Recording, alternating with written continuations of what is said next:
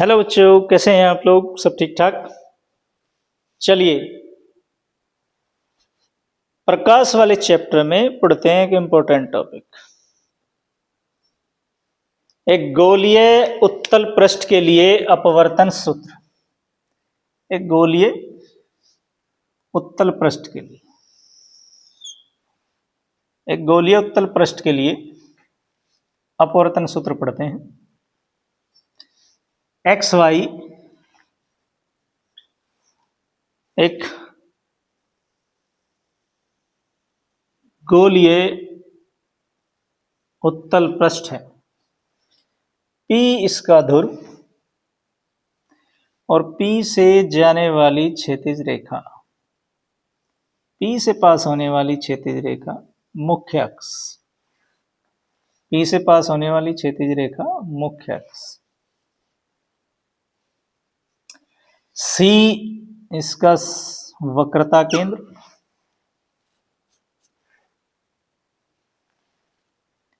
मान लेते हैं इसकी मुख्य अक्ष पर O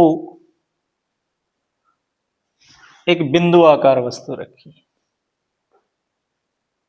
इसका प्रतिबिंब कहां बनेगा, इसका अध्ययन करेंगे और इसका अपवर्तन सूत्र क्या होगा ये निकालेंगे।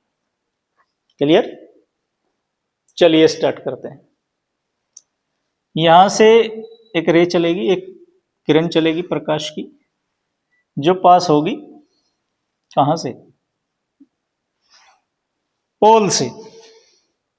पोल से जो पास होगी वो बिना अपना मार्ग बदले सीधी निकल जाएगी। ठीक है?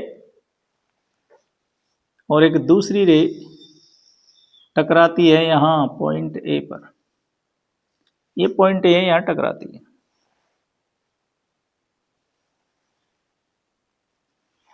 पॉइंट ए पर टकराती है। ये मीडियम सघन माध्यम है। दूसरा जो माध्यम है वो सघन माध्यम है और पहला माध्यम विरल माध्यम है।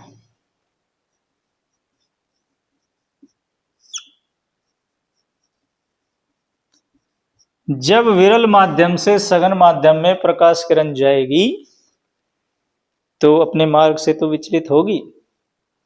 किस तरफ झुकेगी? अभिलंब की तरफ। अभिलंब की तरफ झुकेगी। अभिलंब तो अभी खींचा नहीं, अभिलंब खींचेंगे पहले।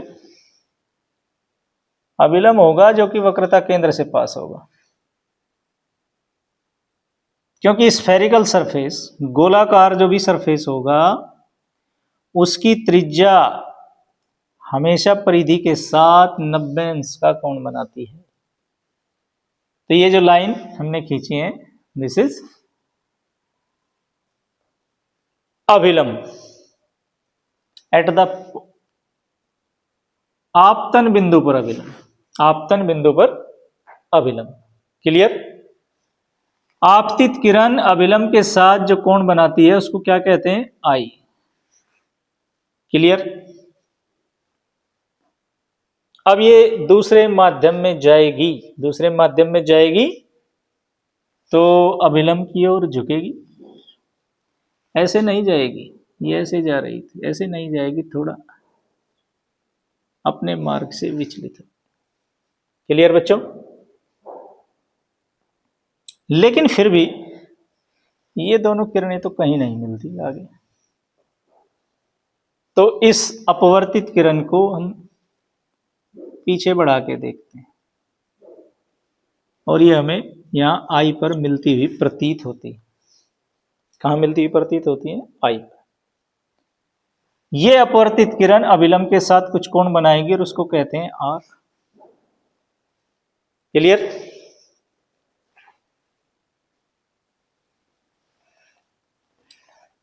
यहां तक कोई दिक्कत? P से वस्तु तक की दूरी को स्मॉल u लिखा जाता है और प्रतिबिंब की दूरी को v लिखा जाता है। और भाई पोल से वक्रता केंद्र तक की दूरी को r लिखा जाता है। क्लियर? यदि पहले माध्यम के सापेक्ष दूसरे माध्यम का अपवर्तनांक स्मॉल n है, यदि पहले माध्यम के सापेक्ष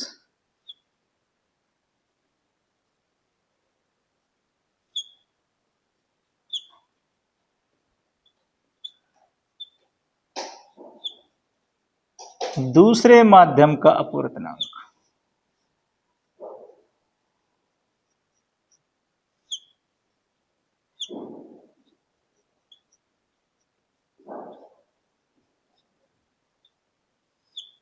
स्मॉल n है, तो स्नेल के नियम अनुसार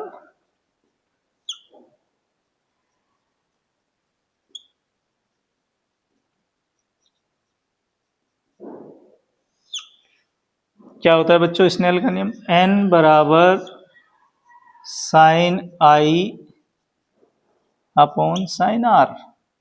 question number 1। Is that clear? यहां तक कोई समस्या नहीं होनी चाहिए। नहीं होनी चाहिए। ठीक है, साइन रूल का इस्तेमाल हम करेंगे, साइन रूल का प्रयोग करेंगे। यहां ध्यान दीजिए, एक पूरी सीधी रेखा पर बने कोण को कितना कोण होता है? एक सीधी लाइन पर बना 180 डिग्री। कितना होता है? 180 डिग्री, यानी कि 180 अंश। कितना होता है? 180 अंश। इस पूरी लाइन पे अगर मैं इसे पूरा सर्किल पूरा कर दूं तो ये पूरा एंगल कितना है? 180। लेकिन यहां तक तो आई हो चुका है, तो ये कितना बचा? बाकी का कितना बचा? ये 180 माइनस आई। क्लियर? कोई दिक्कत? दिक्कत है भाई। ये क्या कर दिया है? अभिलंब के साथ जो कोण बनाता है उसी को तो कहते हैं अभिलंब के साथ। तो बच्चों ये कोण बनेगा आर। जो अपवर्तित किरण है वो अभिलंब के साथ जो कोण बनाएगी उसको आर कहते हैं। पहले फिगर में गलत दिखा दिया था आपने, सॉरी फॉर दैट। चलिए, अब इसी एंगल को अगर आगे बढ़ाएं और पूरा यहां मिलाएं इसमें, तो ये भी 180 डिग्री होगा टोटल, यहां से लेके यहां तक। लेकिन ये तो आर हो गया यहां से यहां तक, तो ये कितना बचा? ये कितना बचा? यहां से यहां तक कितना बचा? 180 माइनस आर।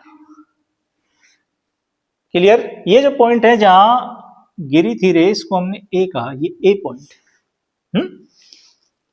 साइन रूल का इस्तेमाल करेंगे, साइन सूत्र का प्रयोग करेंगे, और साइन सूत्र होता है ये कोई त्रिभुज है, 1 2 3 कोण, ये कोण ए, ये बी और ये सी। बी के सामने की भुजा की लंबाई बी, ए के सामने की भुजा की लंबाई ए, और सी के सामने की भुजा की लंबाई सी है। तो साइन ए अपॉन ए बराबर होगा साइन बी अपॉन बी बराबर होगा साइन सी अपॉन सी। यानी कि जो कोण उसके सामने वाली भुजा का अनुपात और दूसरा कोण और उसके सामने वाली भुजा का अनुपात नियत होता है, बराबर होता है। क्लियर? इसका हम प्रयोग करेंगे। समझ रहे हैं?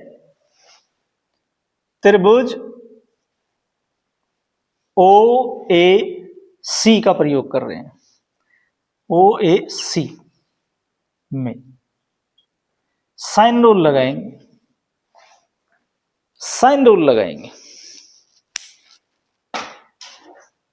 साइन आई कहां है? साइन आई तो उधर है, लेकिन साइन 180 माइनस आई इस ट्राइंगल में है।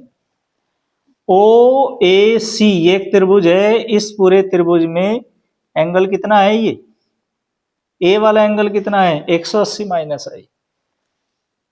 तो साइन 180 माइनस आई, और इस कोण के सामने वाली भुजा कौन सी है? 180 माइनस आई के सामने वाली भुजा है ओ सी। क्या है? ओ सी। तो ओ सी लिख दिया हमने। दूसरा एक कोण लेंगे, इसमें साइन सी को लेते हैं, साइन सी, साइन सी, और सी के सामने वाली, कोण सी के सामने वाली भुजा कौन सी है? सी के सामने वाली भुजा कौन सी है बच्चों, बताओ सोच के।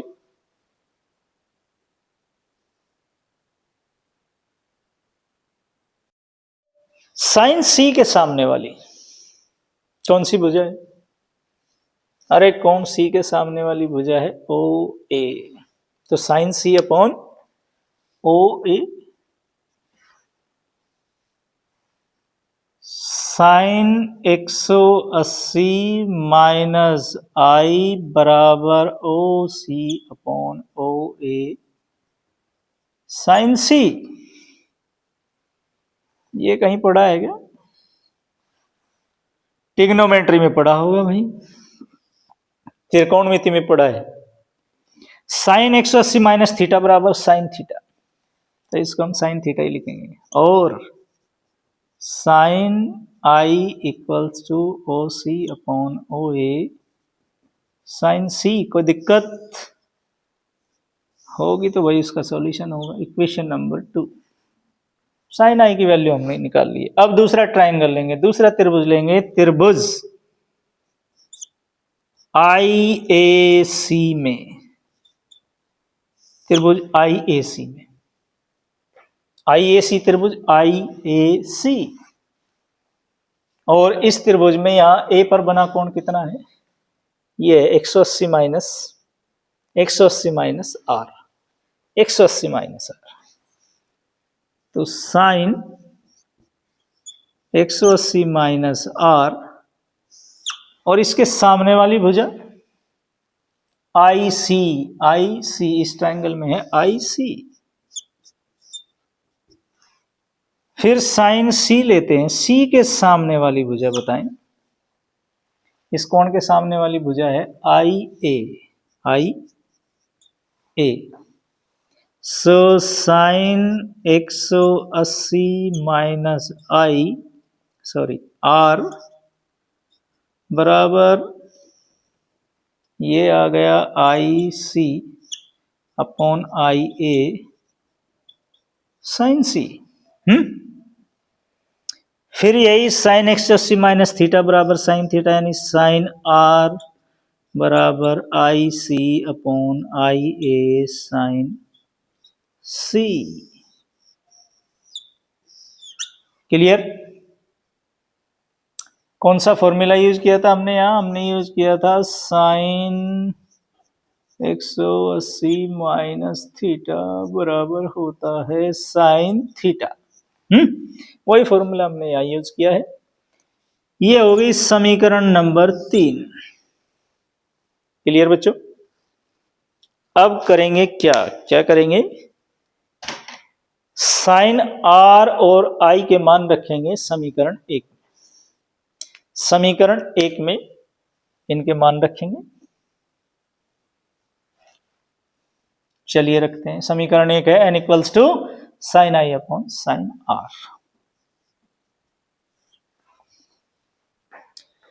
साइन आई की value O C upon O A sine C, और साइन आर की value I C upon I C upon I A sine C, और काट के दौरान साइन सी और साइन सी कैंसिल, और ये हो गया आई ए जाएगा चौथे नंबर पे I C into I A upon I C into O A. Clear?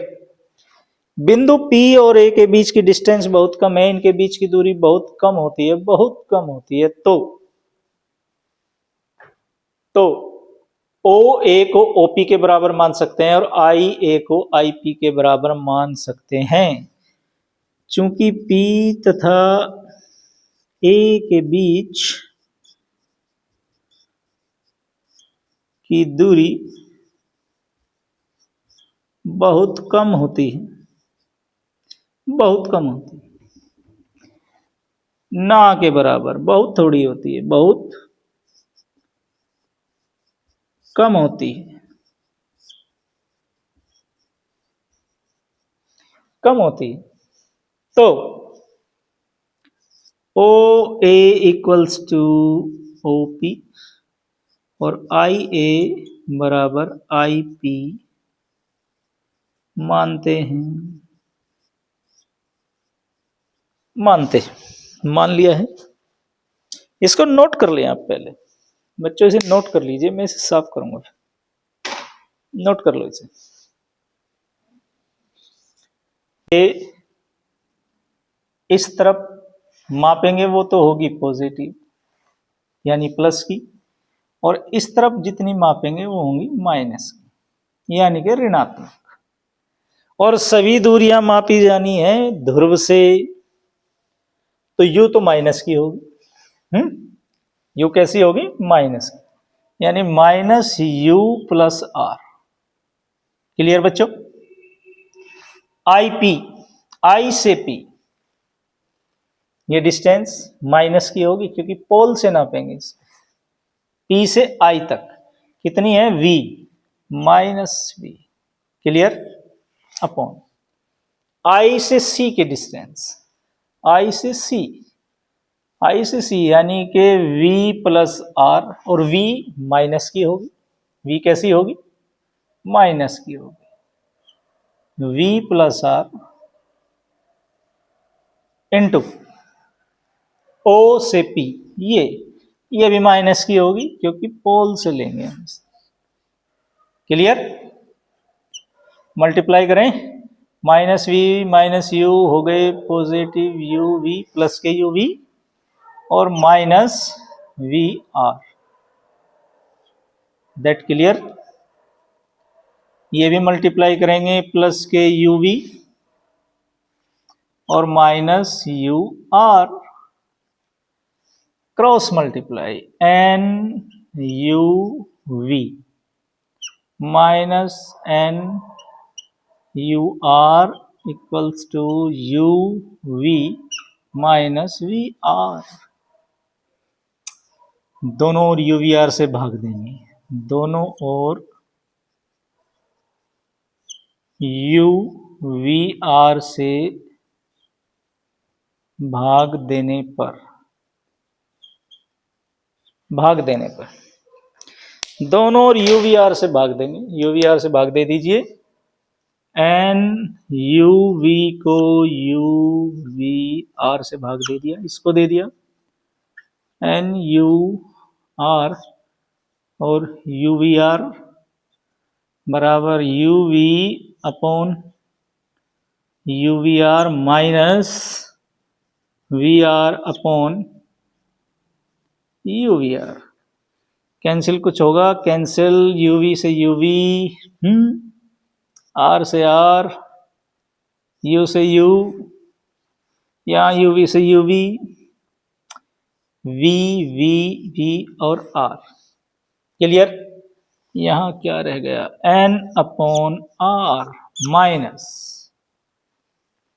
N upon V बराबर 1 upon U minus 1 upon R. R वाली टर्म एक तरह लेंगे, एन अपॉन आर माइनस, और इसे उस तरफ ले जाएंगे, N upon V minus 1 upon U, ये प्लस हो जाएगी उधर जाते ही।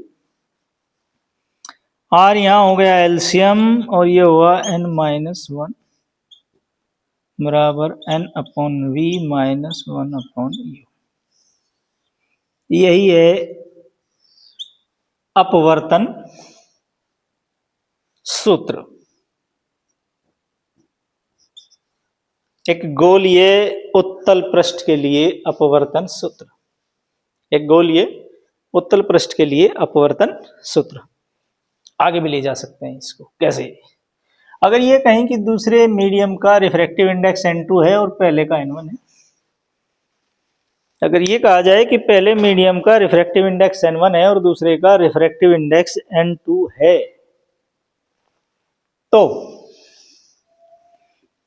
n के लिए क्या रखा जाए? फिर n को रिप्लेस कर देंगे, n को विस्थापित कर देंगे किसमें? अरे हम लोग पढ़ चुके हैं, पहले ही पढ़ चुके हैं कि 1n2 इक्वल्स टू होता है n2 अपॉन n1। 1n2 बराबर n2 अपॉन n1। पहले माध्यम के सापेक्ष दूसरे माध्यम का अपवर्तनांक बराबर होगा दूसरे माध्यम का अपवर्तनांक बटे पहले माध्यम का अपवर्तनांक। क्लियर? तो इस n के स्थान पर क्या रख दें? यदि पहले व दूसरे माध्यम के अपवर्तनांक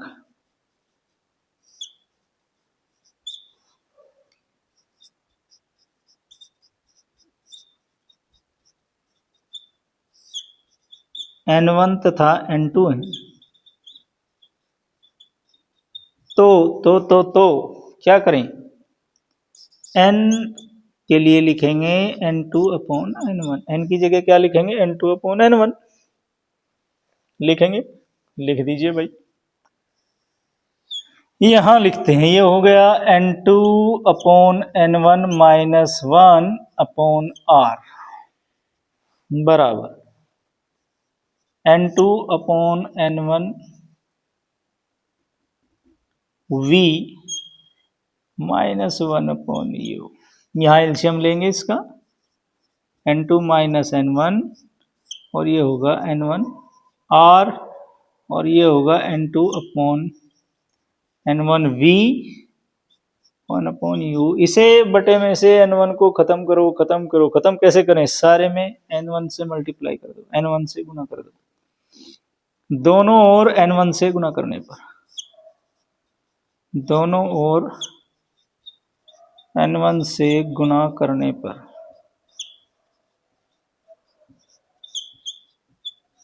n1 से दोनों ओर गुना कर दीजिए। कर दें गुना?